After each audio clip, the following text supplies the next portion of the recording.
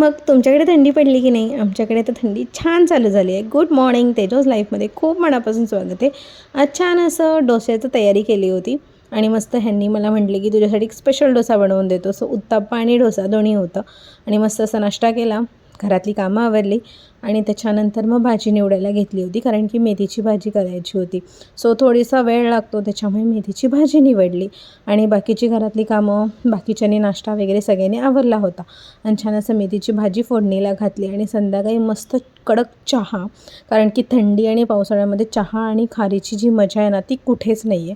So खारी आणि चहा मस्त असं प्यायले, आणखी खारी चहा मला खूप आवडतो. सो त्याच्यामुळे तुम्हाला आवडतो की नाही मला कमेंट करून नक्की सांगा.